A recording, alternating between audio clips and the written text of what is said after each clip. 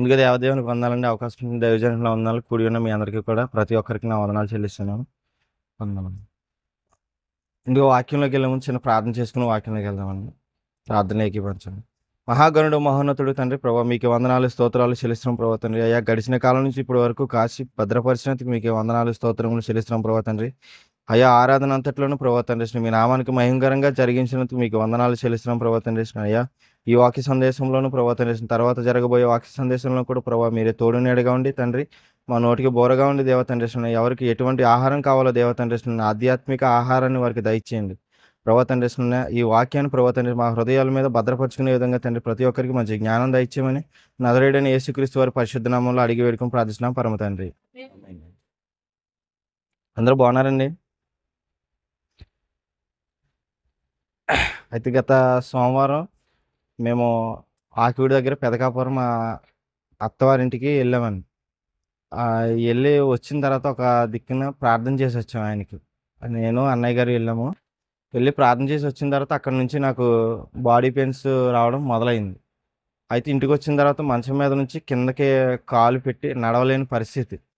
అప్పుడు ప్రభువా ఇలా హాస్పిటల్ నుంచి ఇలా ఫోన్ వచ్చింది, నీ చిత్తమైతే నేను వెళ్ళాలి, నాకు ఆరోగ్యం దయచేయండి అనేసి అంటే సేమ్ అలా ప్రార్థన చేసుకున్న ఒక 5 నిమిషాలకి మళ్ళీ నార్మల్ అయిపోయాను. అంటే నడవలేని పరిస్థితి.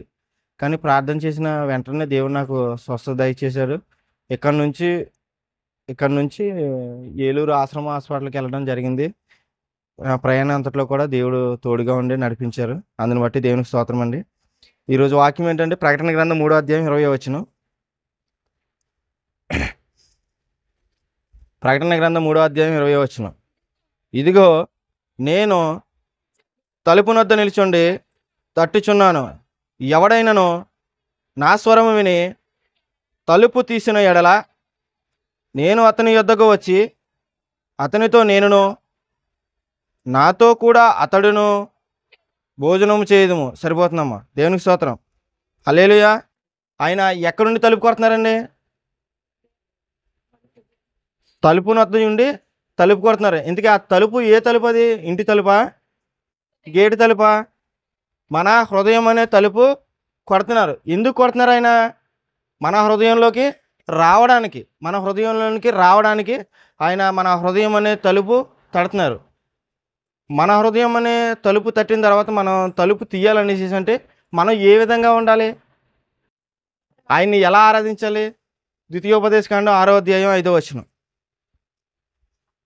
ద్వితీయోపదేశకాండం 6వ అధ్యాయం 5వ వచనం. నీ పూర్ణ హృదయముతోనూ నీ పూర్ణాత్మతోనూ పూర్ణ శక్తితోనూ నీ దేవుడైన యెహోవాను ప్రేమింపవలెను. సరిపోతుందమ్మా.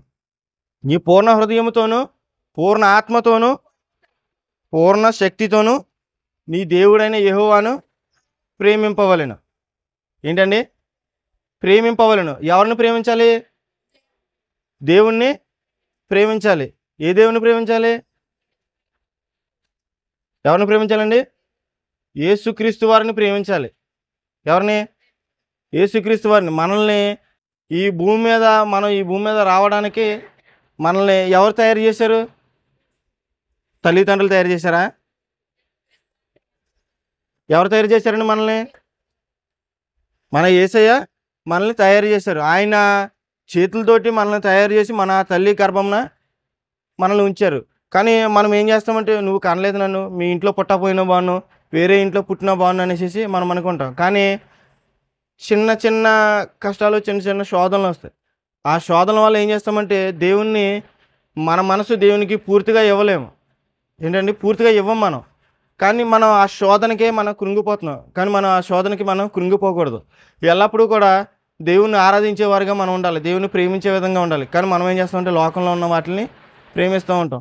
లోకం ఎప్పటికీ కూడా మనకి శాశ్వతం కాదు. మనకొక కొత్త ప్రపంచం ఉన్నది. ఎక్కడున్నది ఆ ప్రపంచం? పరలోక రాజ్యంలో ఉన్నది మన ప్రపంచం. అది దేవుడు ధనం కూర్చుకోవద్దు అన్నాడు. ఎక్కడ ధనం? ఇక్కడ ధనమా? పరలోక రాజ్యంలో ధనమా? ఇక్కడ ధనం కూర్చుకోవద్దు అన్నాడు. పరలోక రాజ్యంలో అక్కడ ధనం సంపాదించాలి. అక్కడ సంపాదించాలంటే అక్కడ సంపాదించాలి. ఇక్కడ సంపాదించాలా? ఇక్కడ సంపాదించాలి. ఇక్కడ సంపాదించాలంటే ఎలా సంపాదించాలి? ఎలా సంపాదించాలి? దేవుని ప్రజల్ని ఆయన వైపు నడిపించాలి. ఎవరైతే దేవుణ్ణి తెలియకోకుండా ఉంటారో ఆ ప్రజల్ని దేవుని వైపు నడిపించాలి. మనం నడిపించాలనేసి అంటే మనం ఏ విధంగా ఉండాలి? దేవునికి ఇష్టలుగా ఉండాలి. దేవుణ్ణి పూర్ణ హృదయంతో ప్రేమించాలి. పూర్ణ హృదయం అంటే ప్రభువా నిన్ను కాసేపు ప్రేమిస్తాను, కాసేపు నా కోసం ఒక అమ్మాయి వెయిట్ చేస్తుంది, ఆ అమ్మాయిని ప్రేమిస్తాను, కాసేపు నిన్ను ప్రేమిస్తాను, కాసేపు తర్వాత నాకు భార్య ఉన్నది, భార్యని ప్రేమిస్తాను, నాకు ఒక సహోదరుడు ఉన్నారు, వాళ్ళని ప్రేమిస్తాను అని మనం అనకూడదు. ఎట్టి పరిస్థితుల్లో మనం అలాగే అనకూడదు. కానీ మనం చేసేది ఏంటంటే వీటినే ప్రేమిస్తున్నాం. మనం ఏంటండి వీటినే ప్రేమిస్తున్నాం. వీటిని ప్రేమించడం వల్ల మన హృదయంలోకి దేవుణ్ణి రానివ్వకోకుండా మనమే ఇప్పుడు కాదు ప్రభువా కాసేపు ఆగొద్దు కానీ, కానీ రోజులు ఆగొద్దు కానీ అని మనం దేవుణ్ణి వెనక్కి మనమే తోస్తున్నాం. ఆయన తలుపు కొడుతున్నారు, వద్దు తలుపు తీసే నేను వస్తాను, నీకు ఎదర నీకు శోధన ఉన్నది, ఆ శోధన నుంచి నేను నిన్ను తప్పిస్తానని ఆయన మన హృదయం అనే తలుపుని తడుతున్నారు ఆయన. కానీ మనం ఏం చేస్తున్నామంటే మనం తలుపు తీయట్లేదు. ఎందుకు తీయట్లేదంటే మన హృదయంలో 13 రకాలటువంటి చెడులు ఉన్నాయి. ఏంటండి 13 రకాలటువంటి చెడులు ఉన్నాయి. మార్కు సువార్త 7వ అధ్యాయం 20 నుంచి చూసుకుందాం. మార్కు సువార్త 7వ అధ్యాయం 20 నుంచి 20. మనుషుని లోపల నుండి బయలు వెళ్ళునది మనుషుని అపవిత్రపరచును. లోపల నుండి అనగా మనుషుల హృదయములో నుండి దురాలోచనలను, జారత్వములను, దొంగతనములను, నరహత్యలను, వ్యభిచారములను, లోభములను, చెడుతనములను, కృత్రిమమును, కామ వికారమును, మత్సరమును, దేవదూషణయు, అహంభావమును, అవివేకమును వచ్చును. ఈ చెడ్డవన్నీ లోపల నుండి బయలు వెళ్ళి మనుషుని అపవిత్రపరచునని ఆయన చెప్పాను. ఆయన ఎవరండి ఇక్కడ? ఎవరు? యేసుక్రీస్తు వారు. ఆయన యేసుక్రీస్తు వారు. ఆయనే మన దేవుడు. ఏం జరుగుతుంది? ఇది ఎక్కడి నుంచి వస్తాయి? ఇవి మన లోపలి నుండి, మన హృదయం లోపల నుంచి. ఇప్పుడు నేను ఎవరన్నా తిట్టాలనుకున్నాను అనుకో, అది నా మనసులో లేకుండా వస్తుందా? నేను ఎవరైనా పొగడాలన్నా కానీ నా మనసులో ఉంటేనే కదా వస్తుంది. కానీ పెదాల మీద పప్పలు ఉండేసి మనం చెప్పగలమా? చెప్పలేము. ఏదైనా సరే మన మనసులోనే ఏదైనా ఒక వ్యక్తిని గురించి మంచిగా మాట్లాడాలన్నా, ఒక వ్యక్తి గురించి చెడ్డగా మాట్లాడాలన్నా, మనం తప్పుగా మాట్లాడాలన్నా, తప్పుగా బిహేవ్ చేయాలన్నా కానీ మన హృదయంలో ఉండేది బయటికి కనిపిస్తుంది. అయితే ఇక్కడ మనుషుల లోపల నుంచి వచ్చి మనల్ని అపవిత్రపరుస్తుంది. మనిషిని హృదయంలో ఏమున్నది? దురాలోచనలు ఉన్నది. ఏంటండి? దురాలోచనలు ఉన్నది. దురాలోచన అంటే ఏంటండి? దురాలోచన చెడ్డ ఆలోచనలు. చెడ్డ ఆలోచనలు అంటే ఏంటి? అంటే ఎలాంటివి అవి? చెడ్డ ఆలోచనలు అంటే ఎలాంటివి? ఒకరు నాశనం చేయాలి. ఈ ఎదరెళ్తుంటే అబ్బా అయ్యగారు మీరు మంచోళ్ళండి, ఈడ గుడిసేటోడండి, ముందు అయ్యగారు మీరు మంచోడండి అనేసి ముందు మాట్లాడతారు. వెనకాల ఈడు అలాంటి వాడండి, వీడి గురించి మాకు తెలియదా అనేసి మాట్లాడతారు. అదేవిధంగా చూసుకున్నట్లయితే దైవజనుల్ని చాలామంది కూడా వాక్యం చెప్తారు, ప్రార్థన చేయించుకుంటారు. ప్రార్థన చేస్తూ ఉంటే స్వస్థతలు కలుగుతాయి. కలిగిన తర్వాత ఏం చేస్తారు? ఆయన్ని ద్వేషిస్తారు. అలాగా చాలామంది ఉన్నారు. ఇక్కడ కూడా చాలామంది ఉన్నారు. కానీ ఏం చేస్తున్నారు? దైవజనుల్ని దూషించడం వల్ల, దురాలోచనలు కలిగి దైవజనుల్ని దూషించడం వల్ల ఆనాడు ఎలీషా ప్రవక్త తన దారి మార్గంలో వెళ్తూ ఉంటే 42 మంది పిల్లలు బోడివాడ ఎక్కిపోము అని అపహాసించినందుకు 2 ఆడ ఎలుగుబంట్లు వచ్చి ఆ 42 మంది పిల్లల్ని కూడా ఇలా నడిమికి బద్దలుగా చీల్చేసినాయి. ఏంటండి? బద్దలుగా చీల్చేసినాయి. మరి ఈ రోజు నాడు దైవజనుల్ని మనం ఏ విధంగా అపహాసిస్తున్నాం, ఏ విధంగా వాళ్ళని మనం ట్రీట్ చేస్తున్నాం, వాళ్ళని ఏ విధంగా చూస్తున్నాం అన్నది మనం ఆలోచించుకోవాలి. అలాగే రెండవ విషయం చూసుకున్నట్లయితే జారత్వము. అసలు జారత్వం అంటే ఏంటండి? జారత్వం అంటే వివాహం కాని ముందు అమ్మాయి కానీ అబ్బాయి కానీ వేరే పురుషుడితో కానీ వేరే స్త్రీతో కానీ పెట్టుకునే సంబంధాన్ని జారత్వం అంటారు. అవి ఈ లోకంలోను ఈ సమాజంలోను బాగా ఎక్కువైపోయినాయి. కానీ చివరాఖరికి అది చేసేది తప్పు అనేసి ఎక్కడ తెలుస్తుందంటే, 4 కోళ్ళు మంచం మీద పడినప్పుడు పని చేయడు ఇంకా మనిషి. ఈ అబ్బాయి పని చేయడు, ఈ అమ్మాయి పని చేయదు, తీసుకెళ్ళిపోవడం అనేసి డాక్టర్లు చెప్తారు కదా చివరి విషయంలోను. అప్పుడు చెప్తారు, అయ్యో ఆ రోజు నేను చేసిన తప్పు కదా, నేను అలా ఉండకూడదు కదా అని అక్కడ తెలుసుకుంటారు. కానీ ఎప్పుడు తెలుసుకోవాలి?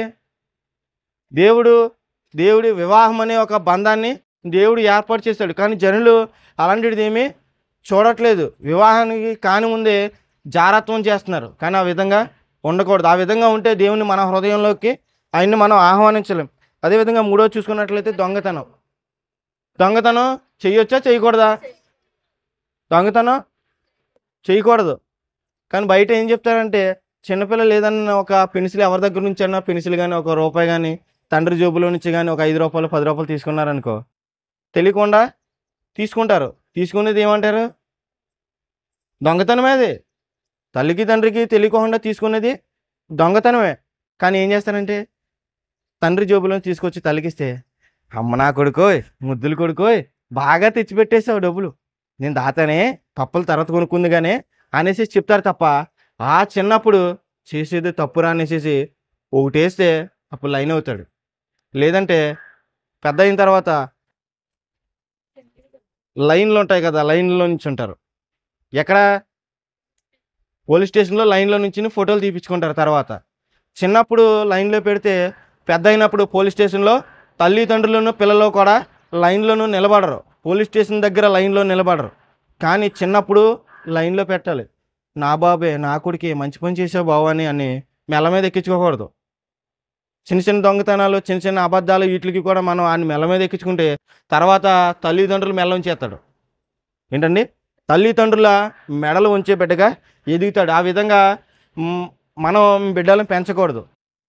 అలాగే ఈ విధంగా చూసుకున్నట్లయితే నరహత్యలు చేయకూడదు. నరహత్య అంటే మనిషిని చంపేయడమేనా? నరహత్య అంటే మాటలు మాట్లాడడం కూడా చంపేసినట్టే. అంటే మనిషి బ్రతికుంటాడు అంతే, కానీ శవంతో సమానం. కొంతమంది అంటారు నిజం తెలియదు. ఒక్కొక్కసారి కొంతమందికి నిజాలు తెలియదు. అక్కడ ఏం జరుగుతుంది ఏంటి అన్నది కూడా తెలుసుకోరు. వచ్చేస్తారు ముందే బీపీ పేషెంట్లకు అరిచేస్తారు, వచ్చేసి అరుస్తారు, గొడవ పడతారు, ఇష్టానుసారంగా ఇష్టం వచ్చినట్టు మాటలు మాట్లాడతారు. ఆ మాటలు మాట్లాడడం వల్ల అవతల వ్యక్తి భార్య అయినా భర్త అయినా ఏ విధంగా తీసుకుంటున్నారనేది ఎవరైనా ఆలోచిస్తారా? ఆలోచించరు. ఆలోచించకపోవడం వల్ల భర్త అయి ఉండొచ్చు, భార్య అయి ఉండొచ్చు. ఎలా అర్థం చేసుకుంటారు? వీళ్ళు ఇంతేనా, నన్ను ఇదేనా అర్థం చేసుకున్నారనేసి వాళ్ళు ఆలోచించుకుని ఏదన్నా చేసుకుని చనిపోతే అప్పుడు మీ పరిస్థితి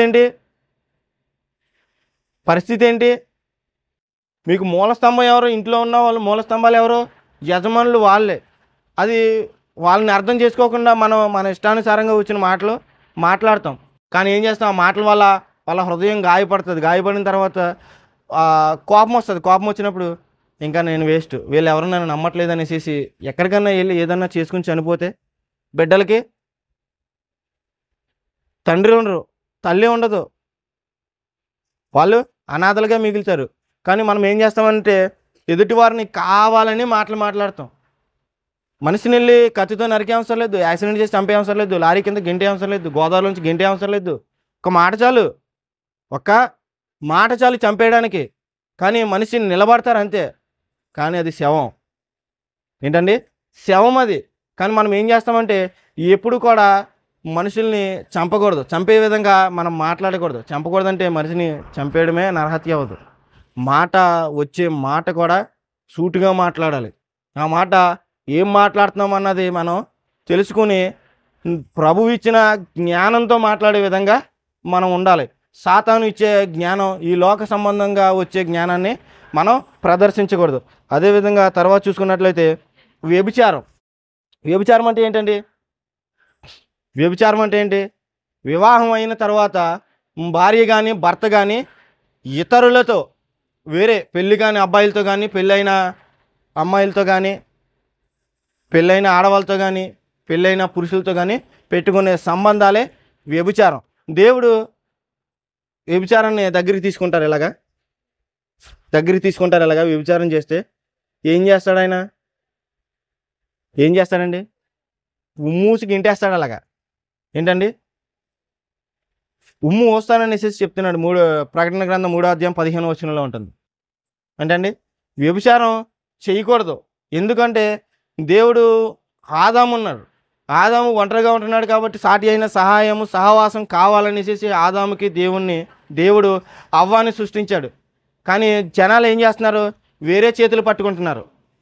మరి చేసిన పెళ్లి ప్రమాణాలు ఏమైపోతాయి? ఇలాగా వ్యాధి ఎందును, బాధ ఎందును, కలిమిలోను, సుఖములోను, బాధలోను, కష్టంలోను ఉంటాననేసి ప్రమాణం చేసి పెళ్ళిళ్ళు చేసుకుంటారు కదా. మరి అప్పుడు ఏమైపోతాయి? చేసుకున్న తర్వాత ఏం చేస్తున్నారంటే సాతాను శోధిస్తున్నాడు. శోధించినప్పుడు పొరుగువారు చెప్పే మాటలు ఎక్కువ అవుతుంది. హల్లెలూయా, హల్లెలూయా.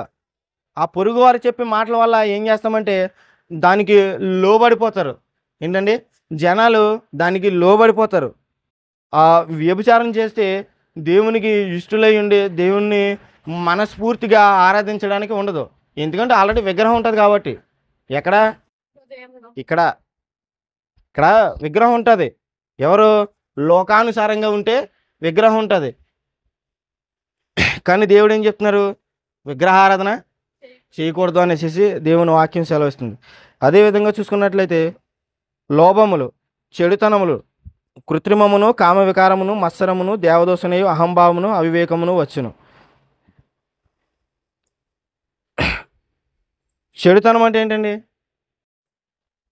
మంచితనం అంటే ఏంటి? చెడుతనం అంటే ఏంటి? మంచితనం అంటే ఏంటి? చెడుతనం అంటే ఏంటి? మంచితనం అంటే అందరికీ మంచి చేయాలి. చెడుతనం ఏంటంటే మనకి మాత్రమే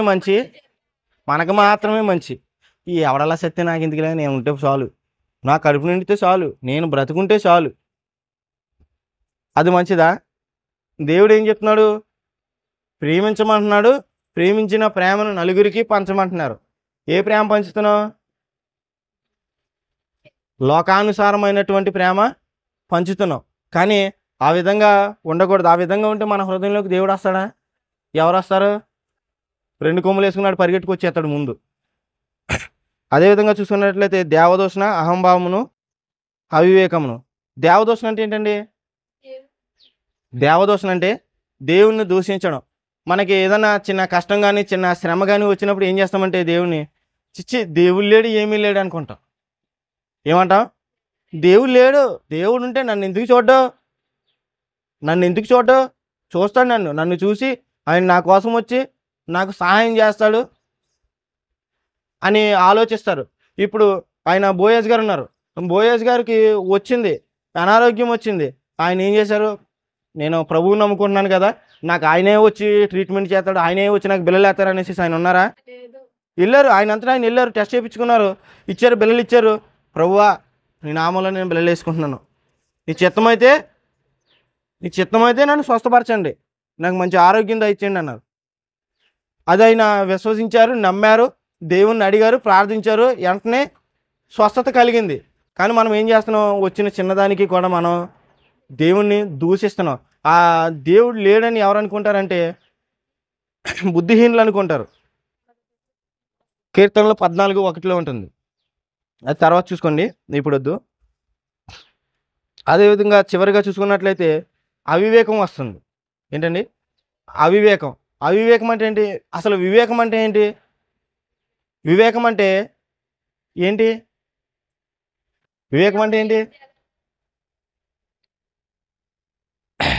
వివేకం అంటే తెలివి కలిగి నడుచుకోవడం. ఏంటండి? వివేకం అంటే తెలివి కలిగి నడుచుకోవడం. కొందరు ఉంటారు, ఎవరితో ఏం మాట్లాడతారో తెలియదు. కొంతమంది ఏం చేస్తారంటే ఎక్కడైనా ఎవరైనా చనిపోయారనుకో వాళ్ళ దగ్గరికి వెళ్ళి నవ్వుతారు. కొంతమంది రాక్షస ఆనందం పొందుతారు. కొంతమంది ఉంటారు, ఎక్కడైనా పెళ్ళిళ్ళు కానీ పుట్టినరోజులు కానీ ఏమన్నా జరుగుతుందనుకో వాళ్ళ దగ్గరికి వెళ్ళి ఏడుస్తారు. ఆ కుటుంబానికి చెప్పే విధంగా చెప్పాలి. కానీ మనం ఏం చేస్తామంటే ఎక్కడైనా పెళ్ళిళ్ళు జరిగినాయి అనుకో, ఓయ్ ఇలా చేస్తున్నారా అంటారు. పోనీ వాళ్ళు అది చేస్తున్నారంటే ఎంత కష్టపడి చేస్తారు, ఎంత శ్రమ పడతారు, ఎంత ఖర్చు అవుతుంది, ఆ ఖర్చుని చూడరు. దాంట్లో వీళ్ళు మళ్ళీ పుల్లెట్టడానికి చూస్తారు. చిచ్చి పెరుగులో ఉప్పే లేదు, సాంబార్లో ఉప్పే లేదు అనేసి అక్కడ దాంట్లో ఉన్న తప్పులు చూస్తారు. అంతే తప్ప వాళ్ళకి ఉన్న శ్రమ, వాళ్ళు పడ్డ కష్టమును, దానికి ఎంత ఖర్చు పెడుతున్నారో ఏంటో కూడా ఎవరు కూడా ఆలోచించరు. కానీ ప్రతి ఒక్కరూ కూడా దేవుడు మన కోసం ఆయన సింహాసనాన్ని వదిలి ఆయన మన కోసం ఈ భూమి మీదకి వచ్చి చనిపోయారు ఆయన. కానీ ఎవరు కూడా మేము రమ్మన్నామా ఆయన్ని? ప్రతి ఒక్కరు కూడా మేము రమ్మన్నామా, మా కోసం వచ్చారా, ఆయన వచ్చారు చేశారు వెళ్ళిపోయారు, మా కోసం రమ్మన్నామని ప్రతి ఒక్కరు కూడా ఇటువంటి క్వశ్చన్లు వేస్తున్నారు. ఇటువంటి క్వశ్చన్లు వేయడం వల్ల ఏం జరుగుతుందంటే జనాలందరూ కూడా స్వస్థత పొందట్లేదు. ఏంటండి, దేవుడిచ్చే స్వస్థత పొందట్లేదు. ఎందుకంటే వాళ్ళ హృదయం కొవ్వు పట్టేసింది. ఈ హల్లెలూయా హల్లెలూయా ఈ 13 రకాలైనటువంటి చెడులు వాళ్ళ హృదయంలో పెట్టుకుని దేవుడు చెప్పే వాక్యాన్ని వినుకోకుండా వాళ్ళ చెవులు మందమయ్యి కొవ్వు పట్టేసింది. ఏంటండి, వారి చెవులు కొవ్వు పట్టింది. మత్తయి సువార్త 13వ అధ్యాయం 15వ వచనం. మత్తయి సువార్త 13వ అధ్యాయం 15వ వచనం.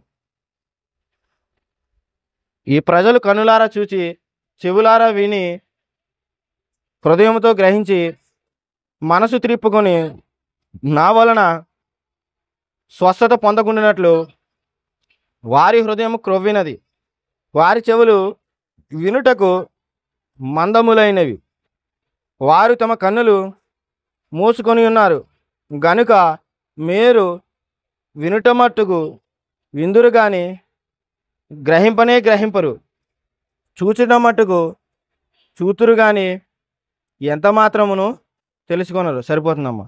హల్లెలూయా. ఏం జరిగిందండి ఇక్కడ? కన్నులారా చూస్తున్నారు, చెవులారా వింటున్నారు. ఏంటండి, హృదయంతో గ్రహించి మనసు త్రిప్పుకొని దేవుని వలన స్వస్థత పొందకుండినట్లు వాళ్ళ హృదయం కొవ్వు పట్టేసింది. ఏం పట్టిందండి? కొవ్వు పట్టింది. బోయస్ గారు ఉన్నారు. అయ్యగారు వందనండి, ఏమనుకోకండి, అత్తమాట మీ పేరు ఎత్తున్నానని. అయితే ఆయన బోయస్ గారు ఉన్నారు. ఆయన కన్నులారా విన్నారు, కన్నులారా చూచారు, కన్నులారా చూచి చెవులారా విని హృదయముతో గ్రహించి మనసు ఆయన తిప్పుకోలేదా? దేవుని వైపు త్రిప్పుకున్నారు. తర్వాత ఏముంది? నా వలన స్వస్థత పొందకుండినట్లు వారి హృదయము క్రొవ్వినది. ఏంటండి, ఆయనకి స్వస్థత కలిగిందా లేదా? ఎవరి వల్ల కలిగింది? ఆయన ఏమని చెప్పారు ఇక్కడికి వచ్చి? దేవుని వలన స్వస్థత కలిగింది అనేసి ఆయన దేవుడు నాకు స్వస్థపరుస్తాడు అనేసి ఆయన సాక్ష్యం చెప్తున్నారు.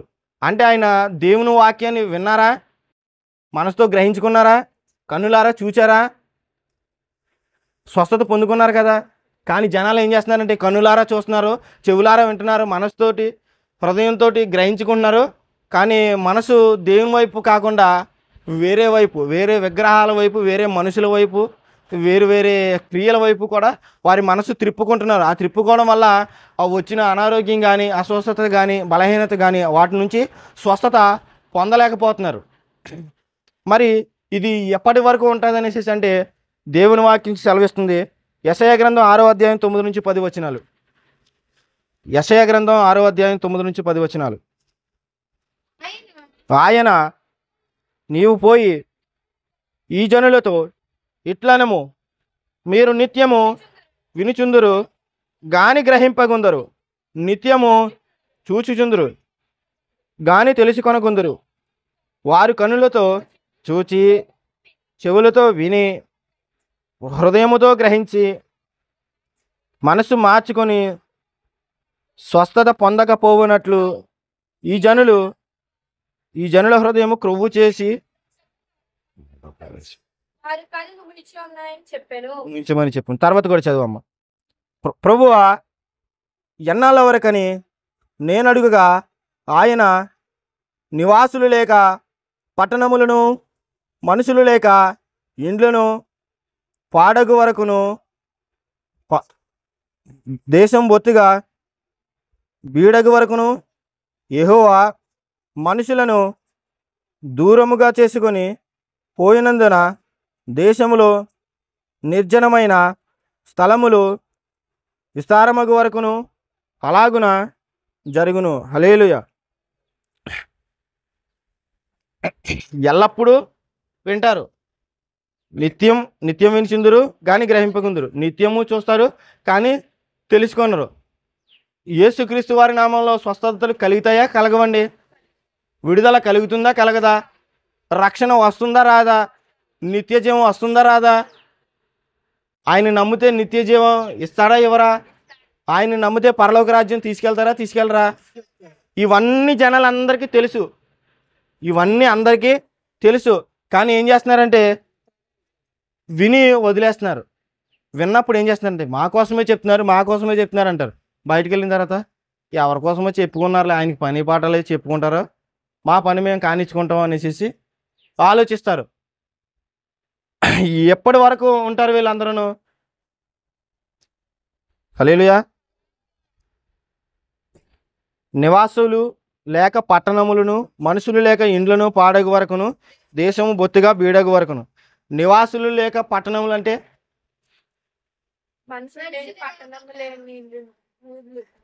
మనుషులు లేని ఊర్లు, గ్రామాలు, దేశాలు, జిల్లాలు. మనుషులు లేకపోకుండా ఎప్పుడు ఉంటారు? ఊరిలో ఒక ఊరిలో మనుషులు లేకోకుండా ఎప్పుడు ఉంటుంది? ఒక ఊరిలో ఏ ఒక్క మనిషి కూడా లేకోకుండా ఎప్పుడు ఉంటుందంటే ఏదైనా వ్యాధులు కానీ, బాగా రోగాలు వచ్చినప్పుడు కానీ. మొన్న కరోనా వచ్చింది, రీసెంట్గా కరోనా వచ్చింది. ఆ కరోనా వచ్చినప్పుడు ఆ ఇంటికి సంబంధం ఉందా? లేరు. ఇంట్లో ఉన్నారో లేరో కూడా తెలీదు. ఆ విధంగా మొన్న కరోనా వచ్చింది. అయితే దేవుని వాక్యం ఏం సెలవిస్తుందంటే నివాసులు లేక పట్టణాలు ఉంటాయంట. అప్పటి వరకు కూడా మనం దేవుని వాక్యాన్ని వింటాం కానీ వదిలిపెట్టేస్తాం. మరి మనం ఏ విధంగా ఉండాలి? దేవుని వాక్యాన్ని విని వదిలిపెట్టేసేవారిగా ఉండాలా, లేక విని ఆచరించి పాటించేవారిగా ఉండాలా? విని ఆచరించి పాటించేవారిగా ఉండాలి. కానీ ఈ ఎప్పటి వరకు అయితే మనం దేవుని నామాన్ని తెలిసి కూడా వదిలిపెట్టేసి ఆయన మార్గాన్ని అనుసరించుకోకుండా, రక్షణ పొందుకోకుండా, బాప్తీసం తీసుకోకుండా, లోకానుసారంగా లోకంలో విచ్చలవిడితనమైన జీవితం మనం జీవిస్తే అప్పుడు ఇక్కడ ఏం సెలవిస్తుంది? నివాసులు లేక పట్టణములు అంటే గ్రామాల్లోనూ మనుషులు ఉండరు. ఏంటండి? గ్రామాల్లో మనుషులు ఉండరు, ఇల్లు పాడైపోతాయి, దేశం బొత్తిగా బీడవుతుందంటే అక్కడ ఓన్లీ మొక్కలు మాత్రమే పెరుగుతుంది. అక్కడ మొక్కలు మాత్రమే పెరుగుతుంది. అంటే అక్కడ జనాలు ఉండరు. అంటే చివరాఖరికి ఒకవేళ చనిపోవచ్చు, లేకపోతే ఊరిని వదిలిపెట్టేసి వెళ్ళిపోవచ్చు, కరువు రావచ్చు, ఏదైనా సంభవించవచ్చు. అప్పటి వరకు కూడా జనాలు వినరు అనేసి వాక్యం సెలవిస్తుంది. కానీ ఆ విధంగా మన కుటుంబంలో జరగకూడదంటే మనం ఏం చేయాలి? నీ దేవుడైన యెహోవాను పూర్ణ హృదయముతోనూ, పూర్ణ ఆత్మతోనూ, పూర్ణ శక్తితోనూ ప్రేమింపవలెను. ఆ ప్రేమించినప్పుడు మనకేం జరుగుతుంది? ఆయన మన హృదయంలోకి వస్తారు. ఏంటండి? మన హృదయంలోకి వస్తారు. మన హృదయంలోకి వచ్చి ఆయన మనకి రక్షణ కలుగు చేస్తారు. రక్షణ అనేది బయట ఎండలో ఉండేది వేరు, నీడలో ఉండేది వేరు అని జనాలు అనుకుంటారు. కానీ రక్షణ అనేది మనుషులిచ్చే రక్షణ కాదు, దేవుడిచ్చే రక్షణ. అది మరణం నుంచి మనకి విడుదల కలిగించే రక్షణ. అవన్నీ కలిపి రక్షణ మనకి రావాలనేసి అంటే మనం మన హృదయంలో ఉన్న 13 రకాలటువంటి చెడులను మనం తొలగించుకోవాలి. వీటిని మన హృదయం నుంచి తొలగించుకోకుండా ఉన్నట్లయితే దేశం బీడవుతుంది, మన ఇల్లు పాడవుతుంది, గ్రామాలు ఖాళీ అవుతుంది. ఏంటండి? ఖాళీ అవుతుంది. ఇది ప్రవచనం. దేవుని వాగ్దాన్ని అంటే నేను చెప్పేది ప్రవచనం కాదండి, వాక్యం ప్రవచనం. యెషయా గ్రంథం 6వ అధ్యాయం ఇది ప్రవచనం. యెషయాకి దేవుడు చూపించే ప్రవచనం ఇది. అయితే ఇది నెరవేరుతుంది. ఇది నెరవేరుతుందనేసి అంటే దేవుని వాక్యాన్ని వింటున్నారు, వదిలేస్తున్నారు. అది మనం గ్రహించాలి. దేవుని వాక్యాన్ని విని, గ్రహించి మన హృదయంలో పెట్టుకుని ఆయన వాక్యానుసారంగా మనం జీవించి మనం రక్షణ పొందాలి. రక్షణ పొందకోకుండా వినుట మటుకు వినేసి, చూచుట మటుకు చూసేసి మనం అలా వదిలేసామనుకో, ఇది ఉన్నది మన ఇంటిలో కావచ్చు, మన గ్రామంలో కావచ్చు, పక్కనున్న గ్రామాల్లో కావచ్చు, అదన్నీ కూడా జరుగుతుంది. ఎందుకంటే ఆయన నేనే సత్యాన్ని, నేనే మార్గమును, నేనే జీవమును అని చెప్తున్నాడు ఆయన.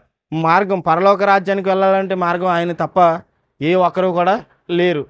సత్యాన్ని తెలుసుకోవాలన్నా కూడా యేసుక్రీస్తు వారే సత్యం.